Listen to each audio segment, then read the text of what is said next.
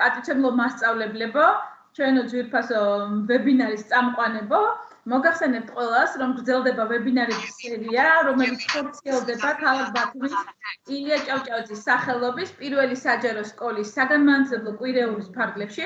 დღეს წარმოგიდგენთ ვებინარს ინგლისურ ენაში, რომელსაც გაუძღვებიან სკოლის წამყვანი მასწავლებელი ინგლისურ ენაში სალომე ჯაყელი, სკოლის მენტორი მასწავლებელი ნინო მაისურაძე და ასევე მენტორი მასწავლებელი და დირექტორის მოადგილე ქალბატონი ნინო მიქელაძე. წარმატებულ ვებინარს გისურვებთ. So, hello everybody. We are happy that you have joined our webinar and we hope that you will enjoy spending time with us. Webinar will be led by three of us, as you have already heard from Natalia, Nino Mikeladze, Nino Maisuradze, and Salome Jaqeli. Girls, hello again, and let's start our webinar. Okay, the title of our webinar is Feel the Difference. Feel the difference between color or color, American or British version. Well, as you know, English is the second most widely spoken mother tongue and an official language in, well, do you remember how many countries? Nino, as far as I remember, the 53, am I right? Yes, absolutely. English is spoken in more than about 53 countries. And like any other language, English is divided into various varieties. Yes, there are many Englishes in the world. Exactly. And that's why and I'm sure not only my students have a lot of questions at the lessons. They have a lot of why questions at the lessons. For example, which one is correct, color or color? Flat or apartment, adult or adult. Okay, thank you girls, that's interesting. Today we'll try to answer some of your questions, guys. So Nino has mentioned that there are many varieties of English and the best varieties are British and American English, you know. Americans and British have different opinions about the language they speak. Americans often find the way people from the United Kingdom speak and write amusing, and vice versa. Yes, the views are absolutely different, Nino. Yeah, I do agree with you, Salo. Now let's see what Americans think about British English. Okay. All right, just a moment. I'm starting the recording. Now, Americans, what do Americans think about English language? Well, here we are on the street in Washington, D.C. My name is Pete Musto. This is Norm Quarantin. All right. I'm an American, and I am not. We're here to discuss the difference between American and British English. So tell me, Norm, what are your opinions about American English? I think it's an unnecessary evil. I really like the way people talk in England, so in certain parts of it at least. It's difficult for me because it's so different and the British accent is so strong. It's like exotic in a way, but I don't know. It's the same. Yeah, give us an example of a necessary use. Favor. Not favor. Okay, what about Neighbor. Not neighbor. labor? Yeah, labor. Not labor. Or labor, as you guys spell it. What color? Color. But then I suppose, yeah. I mean, neither of us are pronouncing it correctly. What is? Yeah. Okay. Nino?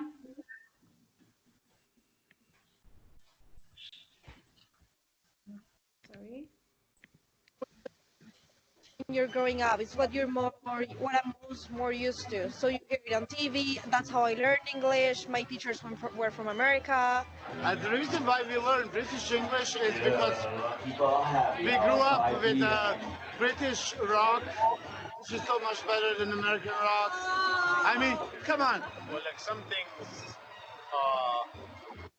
you guys have some things right. What do you mean? Like, well, do you know what we call vacuum cleaners in England? I have no idea. We call them Hoovers because of the brand Hoover, but because of the brand, everyone we call all vacuum cleaners Hoovers, even if they're not Hoovers. Barney, you know what? Fewer words to say, so they rely on more volume. My students, I have had thousands of students. American English is the universal English. It is easier to understand. We are awesome. British might be cooler, but in the end, it pays to learn American English. Wow, I like the word exotic. Wow. So I think it's a cool adjective to describe the language, isn't it? Exotic. Yeah, it's cool one, and I think that both of them are cool. So, and what about Brit's opinion about American English? Well, Nino, as the world stays in the country we goes, we have really everything in common with America nowadays, except this exception is language. Yes, absolutely. And I think that Americans try to change the words to make them more understandable, easier to understand. Well, really? Is this the only reason they change the words? Well, I think things like this. Maybe let's watch the video and see.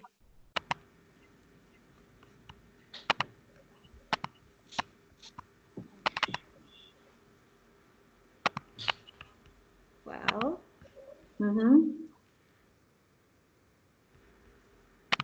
The thing about Americans that I've thought about the language is that they say they speak English, but they've had to change it to make them understand it more. Go with me on this, because I've thought it through. They've changed some of the words. So they've taken the English language, but they've looked at some of it and they thought, no, I think we need a little bit more explanation here. Okay? That's my American accent. So things like pavement. So they can't work with pavement, so they've changed it to sidewalk. Yeah. They needed more information. They needed to know where they were going to be walking so that they wouldn't get run over. So I didn't think of that. Pavement, sidewalk. So I think there must have been a period of time where they ran with the word pavement, but they kept getting hit by cars. So they changed it to sidewalk. Now bear with me here, John, because I've thought this through. Yeah. Bin, the word for bin. In American, waste paper basket. They needed to know not only what to put in it, they needed to know that not only it was paper, but waste paper, and then it goes into a basket. It's not just any paper. They kept throwing away fresh paper for a period before they introduced the word waste paper basket. You see, it's like they need instructions. Glasses for your eyes, they call them eyeglasses. They needed to know where to put them on their face, because they used to have glasses and they would put them on their thighs and they would put them on their feet and they would say, I can't see any better with the glasses. And then somebody went, no, they're eyeglasses. Well, why didn't you call them eyeglasses? There's a game called squash. Have you heard of it? Yes. Not in America. Racquetball. They needed... It's a true story. They needed to know what they were going to be playing with, a racquetball, and even then they get confused because there's no court. They don't know where to go. They just wander through the street going, I want to play racquetball. I want to play racquetball. So they're probably going to... All right. The thing about Americans that I've... Well, as you see, some of them treat the issue seriously and others humorously. Aren't they? Yeah, well, I think it's high time to see how much they really differ from each other, girls. Okay, in this case, I will start from grammar. Let's take prepositions. The difference below are only a general rule. American speech has influenced things via pop culture and vice versa. Therefore, some prepositional differences are not as pronounced as they once were. If I asked my students which preposition is used with weekend, for example, they would definitely answer at. But if you ask American student will say, I'm going to a party on the weekend, while British students used to say, I'm going to a party at the weekend. Or, what are you doing on Christmas? British students will say, what are you doing at Christmas? Okay, this is the difference between American students' speech and British students' speech. Or, I talked with Jane, I talked to Jane. Okay. All right, I will continue with grammar. And I will speak about the tense now, present perfect tense.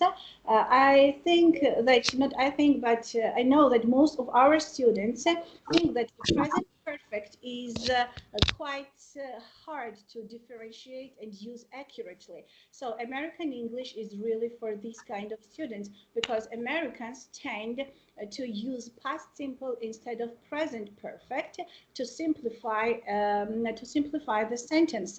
While people in the UK are more likely to use present perfect in these cases. For example, if British say I have eaten too much, American would say I ate too much. Or I've been to the shop, this is British version, but American, I went to the store. As for irregular verbs, Nino, will you please? Okay, yes, thank you. That was interesting, girls. So I will continue with verbs. I mean regular and irregular verbs. This is a subtle difference that can be easily overlooked in speech, but it is much more apparent in written form. So many verbs that appear to be irregular in British. So for example, leapt, dreamt, burnt, learned, have been made regular in American version. So you know that Americans make their life easier. So it's very easy, leaped, dreamed, burned, learned. So they find the ways to make the language easier, language structure easier. Okay, thank you very much, Nino. And one more interesting difference and frequently asked question by our students is collective nouns, is or are, singular or plural. Well, we use collective nouns to refer to a group of individuals. In British English, a collective noun like committee, government, team can be either singular or plural, but more often in plural, emphasizing the members of the group. Collective nouns in the United States, by comparison, are always singular, emphasizing the group as one whole entity. In America, we will hear the sentence like this: the government is doing everything it can during the crisis. But in British, we will hear the government are doing everything they can during the crisis. Or my team is winning. Here we got my team are winning. All right. Well, thanks a lot. And well, I think we have answered some of the questions of our students have. And now I'm going to talk about another difference, which is spelling difference between American and British English, which is not less interesting issue, my dear students. Well, while writing or reading a text, you may have encountered a situation when your text editor marked the spelling of the word you have written as incorrect. When you checked it in dictionary, it turned out that the word was indeed correct. So this situation is mostly accounted for by the difference between American and British English. Well, the key spelling difference between British and American is the letter omission, which is characteristic for American English. And these letters are usually kept by British ones. Okay, one of the most common omission is omission of letter U, which seems unnecessary and a bit old-fashioned for Americans. Now, and if you ask why do they do that, you might have an answer like this.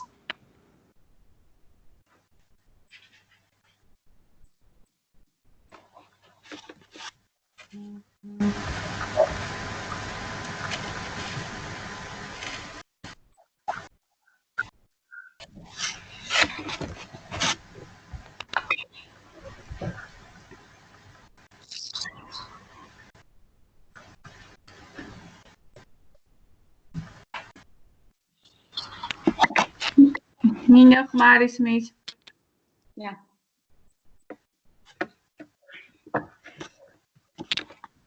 Okay. Well, I think there was a technical problem, but he was speaking about laziness, that they are just lazy to use extra letters. Well, unnecessary letters. Okay, so we can't say whether the reason of this is necessity or just being lazy or taking them out. Let's put the jokes aside, but try to find out the real reasons. When did they start this change? What was the need of this change? And who was responsible for this change? It was all thanks to a man whose name you have almost definitely heard, Noah Webster. I mean teachers, but maybe not our students, but definitely they will know now who is the Webster. Webster wanted to make American English more distinct, and I guess he was a very clever person in order to take control of the language from the British.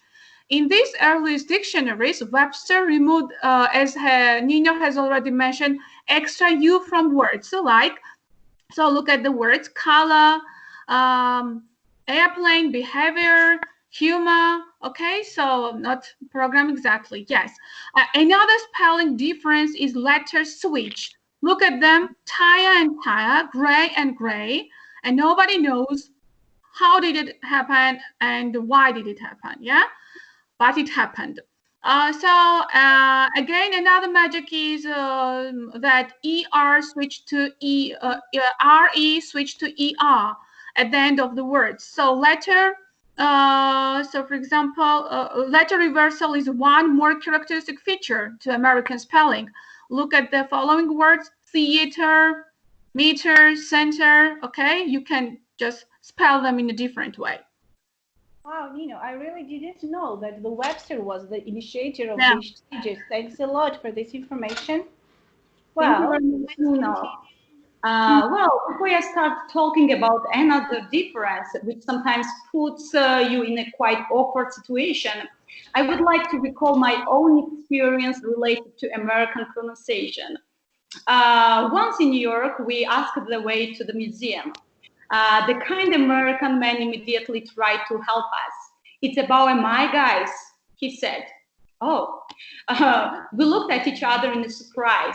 The American, eager to help, repeated, yeah, about MI.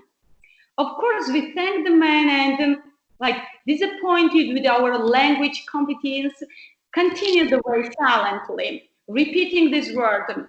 I can't call them the words, repeating the sound. It's about my guys. It's about my guys. And it took about 20 minutes to figure out the words. It's about a mile, guys. Yes, he said, about a mile, guys. And American English is more and more of their pronunciation. You can immediately different when here. And it's really worth to practice before leaving for the USA. The Americans sometimes make the pronunciation easier for themselves by altering or omitting some vowel sounds. For example, water, mountain, morning. They are trying to omit some vowel sounds and make it more easy for them. Wow, Salobe, thanks a lot. And now I'm going to show you some more examples from two great leaders, President Donald Trump and Prime Minister Theresa May. Please enjoy the video about this difference. The lot vowel sound describes the vowel in words like job, politics, and not. When British speakers say this vowel, their lips might be slightly rounded. But Americans use a different vowel sound and their lips will be more open. To get the job done. And finally, get the job done. Job. You do not treat politics as a game. Set politics aside. Politics. If not, they must return home. We are not there yet, sadly. Not. And now difference. Number 2.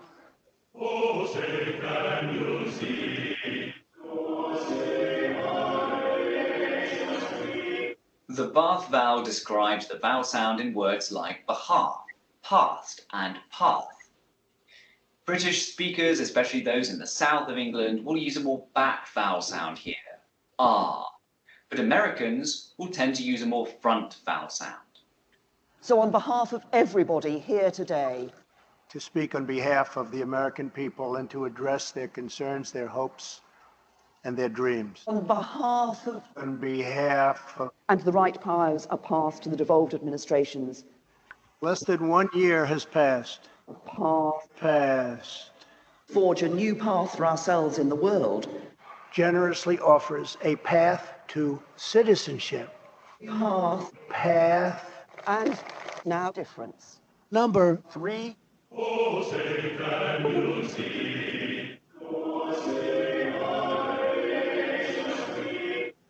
The words water, authority, and fighting have a T in the middle.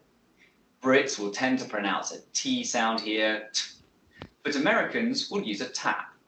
This may sound like a short D sound, or even an R sound if you're a non-native speaker of English. Thirsty people are getting clean water. Live power lines and deep water. Water. That would see it still having direct legal authority in our country. With the authority to reward good workers. Authority.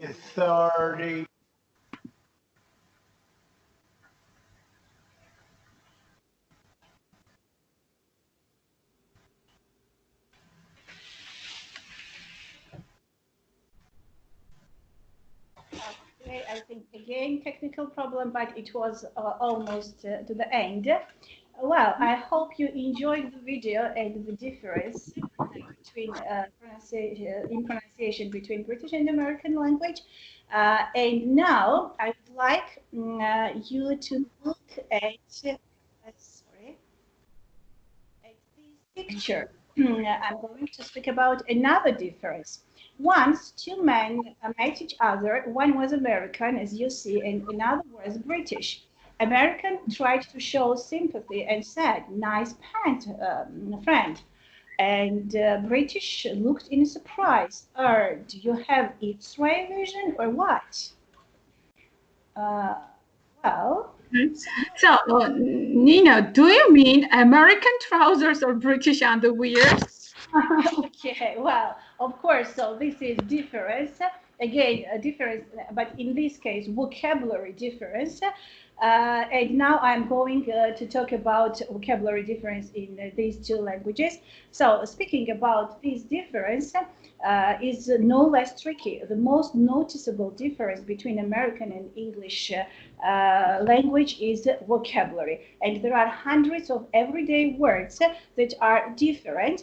And they sometimes use different words to refer to the same things. For example, as you see on the screen, if Americans go on vacation, Brits go on holidays. If New Yorkers live in apartments, Londoners live in flats. Or English people usually wait in a queue, whereas Americans wait in a line.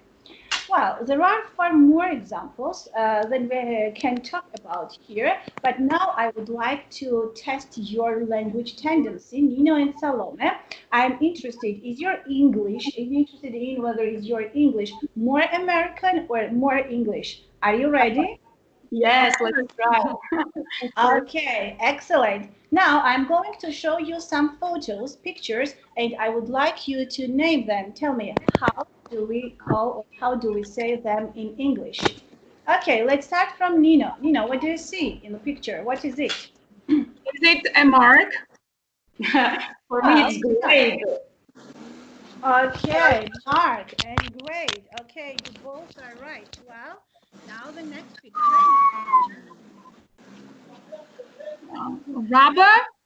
Rubber, or eraser.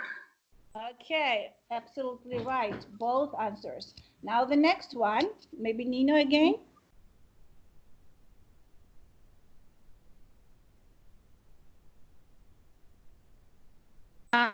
Nino, could you please turn on your microphone, please? I'm sorry. Sorry. Now, is it okay now? Yes.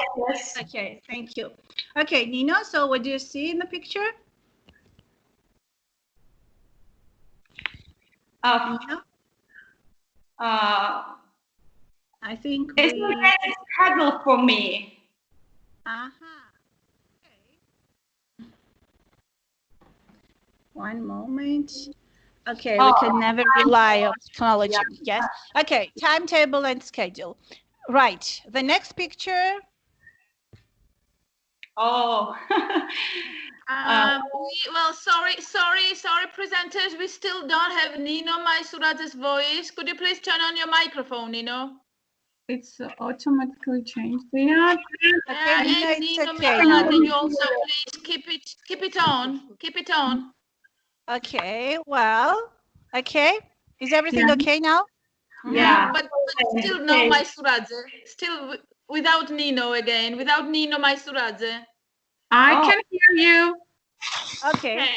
Good. Well, so Nino, which one is your word? Holiday or vacation? Holiday is my favorite one. Okay, and Salome? Vacation, of course. Of course. Well, so the next word. Post or mail. Or mail, yes. The next one, Nino? Math. Without S, math. Okay, please don't argue. You're both right. And the last word, so I think this is very common situation for you teachers. Well, Nino, I guess you miss your staff room at school. Okay. Or And another word, teacher's lunch. yes, absolutely right. So you once again saw the difference between difference in vocabulary between these two, between American and British English. Okay, but both versions are acceptable, as you know. Yes, we see both versions. Yeah, Nino, I can agree with you. Are acceptable here. And there is no correct or incorrect answer. It's absolutely up to the speaker which version he or she will use. Yes, that's right. So whether you speak English like a Brit or like an American, this shouldn't be an obstacle when communicating with people on the opposite side of the pond or anywhere else in the world. Okay. Well, and we have our last slide. Oh, it's about quiz, writing quiz. Yes, so Nino, I think we have again lost Nino. No, I'm here. Do you hear me? You're here. Yes. Yeah. Okay, let's do quiz. Okay, let's test each other. Okay, Nino, how would you say? Who do you think would say, "I'm going back to my apartment"? It's like American. Well, I think American, because apartment is American, as I learned today. Absolutely right. Yes. Okay, and now I have a question. Who would say, "I'm waiting in a queue"? I think it's more British. Absolutely, yes. And girls, who would say, "I'm planning to take a holiday to Italy"? American? Yeah, American. I'm right. Okay. Okay. Well. So it was all we wanted to say today. Hope you enjoyed our webinar, got answers on some of your questions. Okay. Thank you guys very much for being with us and spending your precious time with us. Well, thanks again and again, and feel the difference and enjoy your English. Goodbye. Goodbye. Bye. Thank you, everybody. Thank you for your attention. Thank you, presenters. So all is good now, right? Or all is well? Which one, British or American? Both. Both. Okay, so we now feel the difference. We now feel the difference. So thank you very much. Goodbye, everybody. Thank you for your attention once more. So goodbye. Thank you. Thank you. Thank you.